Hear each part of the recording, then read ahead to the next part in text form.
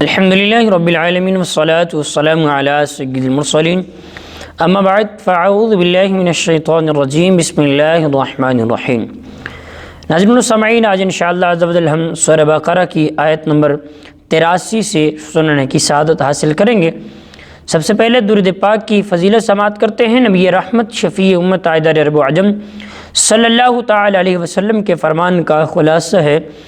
کہ جسے یہ پسند ہو کہ اللہ کی بارگاہ میں پیش ہوتے وقت اللہ تعالیٰ اس سے راضی ہو، اسے چاہیے کہ وہ مجھ پر کثرت سے درود پڑھا کرے۔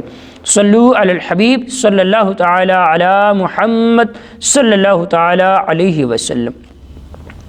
اللہ رب العالمین قرآن مجید فرقان حمید کے پارہ 1 سورہ بقرہ آیت نمبر 83 میں ارشاد فرماتا ہے، وَإِذْ أَخَذْنَا مِيثَاقَ بَنِي إِسْرَائِيلَ لَا تَعْبُدُونَ إِلَّا اللَّهَ وَبِالْوَالِدَيْنِ إِحْسَانًا وَذِي الْقُرْبَى وَالْيَتَامَى وَالْمَسَاكِينِ وَقُولُوا لِلنَّاسِ حُسْنًا وَأَقِيمُوا الصَّلَاةَ وَآتُوا الزَّكَاةَ ثُمَّ تَوَلَّيْتُمْ إِلَّا قَلِيلًا مِّنْكُمْ وَأَنْتُمْ مُعْرِضُونَ۔ ترجمہ کنز الایمان۔ اور یاد کرو جب ہم نے بنی اسرائیل سے عہد لیا کہ اللہ کے سوا کسی کی عبادت نہ کرو اور ماں باپ کے ساتھ بھلائی کرو، رشتہ داروں، یتیموں اور مسکینوں کے ساتھ اچھا سلوک کرو اور لوگوں سے اچھی بات کہو، نماز قائم رکھو اور زکوٰۃ دو، لیکن پھر تم میں سے چند آدمیوں کے علاوہ سب پھر گئے اور تم ویسے ہی اللہ کے احکام سے منہ موڑنے والے ہو۔ ناظرین و سامعین غور کیجیے گا، فرمایا جا رہا وَإِذْ أَخَذْنَا مِيثَاقَ بَنِي اسرائیل، جب اللہ نے بنی اسرائیل سے عہد لیا، یعنی اے یہودیو وقت وہ یاد کرو جب ہم نے بنی اسرائیل سے تورات میں یہ عہد لیا کہ تم اللہ تعالیٰ کے سوا کسی کی عبادت نہیں کرنی، کیونکہ اس کے علاوہ کوئی اور عبادت کے لائق ہے ہی نہیں، عبادت کے مستحق ہے ہی نہیں، اور اپنے ماں باپ کے ساتھ حسن سلوک سے پیش آنا ہے، ان کے ساتھ بھلائی کرنی ہے، ان کے ساتھ اچھا سلوک کرنا ہے، رشتہ داروں، یتیموں اور مسکینوں کے ساتھ اچھا سلوک کرو اور لوگوں سے اچھی بات کہو، نماز قائم رکھو اور زکوٰۃ دو، لیکن اسے قبول کرنے کے بعد ان میں سے چند آدمیوں کے علاوہ سب اس وعدے سے، عہد سے پھر گئے اور تم بھی اپنے آباء و اجداد کی طرح اللہ کے احکام سے منہ موڑنے والے ہو۔ ناظرین و سامعین، اس سے پتہ چلا کہ بنی اسرائیل کی عادات ہی اللہ تعالیٰ کے احکام سے اعراض کرنا، یعنی منہ موڑنا اور اپنے وعدوں سے پھر جانا ہے جو انہوں نے اللہ سے کیے تھے۔ آگے فرمایا وَبِالْوَالِدَيْنِ إِحْسَانًا، اللہ تعالیٰ ارشاد فرماتا ہے اپنے والدین سے حسن سلوک کرو۔ اللہ تعالیٰ نے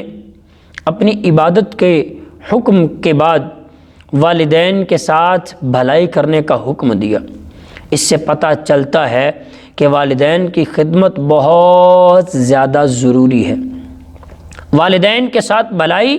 یہ ہے کہ ایسی کوئی بات نہ کہے اور ایسا کوئی کام نہ کرے جو ان کے لیے باعث تکلیف ہو، اور اپنے بدن اور مال سے ان کی خوب خدمت کرے، ان سے محبت کرے، ان کے پاس اٹھنے بیٹھنے، ان سے گفتگو کرنے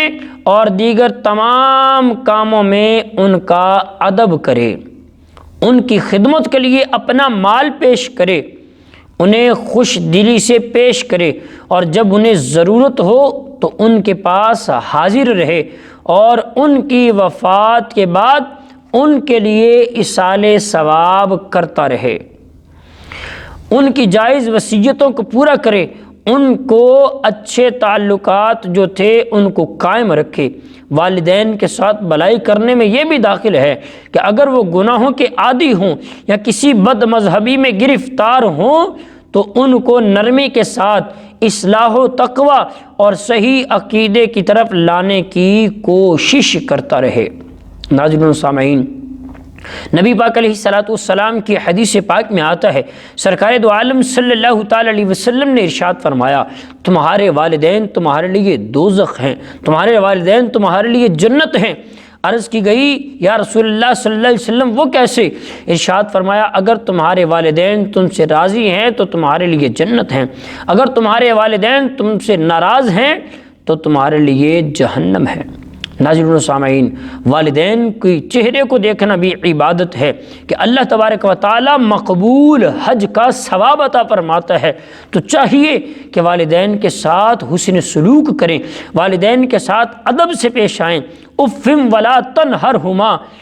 اللہ تبارک و تعالی قرآن میں فرماتا ہے ان کے سامنے اف تک بھی نہ کہو۔ اعلیٰ حضرت امام اہل سنت امام احمد رضا خان فاضل بریلوی رحمۃ اللہ تعالی علیہ نے فتاوی رضویہ شریف کی 24ویں جلد میں والدین کے حقوق کے متعلق، زوجین اور اساتذہ کے حقوق کے متعلق پورے رسالے درج فرمائے ہیں، جو دیکھے اور پڑھے جا سکتے ہیں اور پھر ان پر عمل کرنے کی بندہ کوشش کرے۔ آگے فرمایا وذل قربا، اور رشتہ داروں سے بھی، یعنی حقوق العباد میں سب سے مقدم جو ہے وہ ماں باپ کا حق ہے، پھر دوسرے رشتہ داروں کا، اور پھر غیروں کا۔ غیروں میں بے کس یتیم سب سے زیادہ مقدم ہے، پھر دوسرے مساکین۔ ناظرین و سامعین، اس آیت میں والدین اور دیگر لوگوں کے حقوق بیان کرنے سے یہ بھی پتہ چلا کہ دین اسلام میں حقوق العباد کی بہت زیادہ اہمیت ہے، بلکہ احادیث میں یہاں تک کہ حقوق العباد پورا کرنے کے باوجود بہت سے لوگ حقوق العباد میں کمی کی وجہ سے جہنم کے مستحق ہوں گے۔ چنانچہ صحیح مسلم شریف میں حضرت ابو ہریرہ رضی اللہ تعالیٰ عنہ روایت کرتے ہیں، نبی پاک علیہ السلام نے فرمایا، کیا تم جانتے ہو کہ مفلس غریب کون ہے؟ صحابہ نے عرض کی، یا رسول اللہ صلی اللہ علیہ وسلم، ہم میں سے مفلس وہ ہے جس کے پاس مال نہ ہو اور ساز و سامان نہ ہو۔ آقا علیہ الصلوۃ والسلام نے ارشاد فرمایا، میری امت میں مفلس وہ ہے جو قیامت کے دن نماز، روزے، زکوٰۃ وغیرہ نیک اعمال لے کر آئے، اس حال میں آئے کہ اس نے دنیا میں کسی کو گالی دی ہو، کسی پر تہمت لگائی ہو، کسی کا مال ناحق کھایا ہو، کسی کا خون بہایا ہو، کسی کو مارا ہو، تو ان میں سے ہر ایک کو اس کی نیکیاں دے دی جائیں گی، اور ان کے حقوق پورے ہونے سے پہلے اگر ان کی نیکیاں اس کے پاس ختم ہو گئیں تو ان لوگوں کے گناہ اس پر ڈال دیے جائیں گے، پھر اسے جہنم میں بھیجا جائے گا۔ آگے فرمایا وَقُولُوا لِلنَّاسِ حُسْنًا، لوگوں سے اچھی بات کرو۔ اچھی بات سے مراد نیکی کی دعوت اور بری باتوں سے روکنا ہے۔ نیکی کی دعوت میں اس کے تمام طریقے داخل ہیں، جیسے بیان کرنا، درس و تدریس کرنا، واعظ و نصیحت کرنا، اچھی بات کہنے میں اللہ تعالیٰ کی عظمت، حضور علیہ السلام کی شان، اولیاء کرام کے مقام و مرتبے کا بیان، اور نیکیوں اور برائیوں کے متعلق یہ سارے امور اس میں داخل ہیں۔ فرمایا الا قلیلا منکم، یعنی تم میں سے تھوڑے لوگوں نے اس کو مانا۔ بنی اسرائیل کی اکثریت اللہ تعالیٰ سے عہد و پیمان کرنے کے بعد اپنے وعدوں سے پھر گئی اور گناہوں کے راستے پر چل پڑے، البتہ کچھ لوگ جو تھے صحیح راستے پر قائم رہے، اور اسی گروہ والے ہمارے حضور علیہ السلام کے زمانے پا کر بھی ایمان لے آئے۔ ناظرین و سامعین، اس آیت میں بنی اسرائیل کی جو حالت بیان کی گئی، افسوس کہ فی زمانہ مسلمانوں کی حالت بھی اس سے کچھ مختلف نہیں ہے۔ کاش کہ مسلمان بھی اس بات پر غور کریں کہ مسلمان ہونے کی حیثیت سے کلمہ پڑھ کر ہم نے نماز، روزہ، زکوٰۃ، حج، اطاعت الہی، اطاعت رسول، حقوق اللہ اور حقوق العباد کی ادائیگی کی پابندی کی، جو اللہ تعالیٰ کے ساتھ عہد کیے ہوئے ہیں، وعدے کیے ہوئے ہیں، ہم مسلمانوں نے بھی اس کو پورا کیا ہے یا نہیں؟ ہمیں سوچنے کی حاجت ہے، ہمیں اس پر دیکھنے کی حاجت ہے، پھر اس پر عمل کرنے کی ہمیں حاجت ہے۔ اللہ تبارک و تعالی ہمیں عمل کرنے کی توفیق عطا فرمائے، آمین بجاہ نبی الامین صلی اللہ تعالی علیہ وسلم۔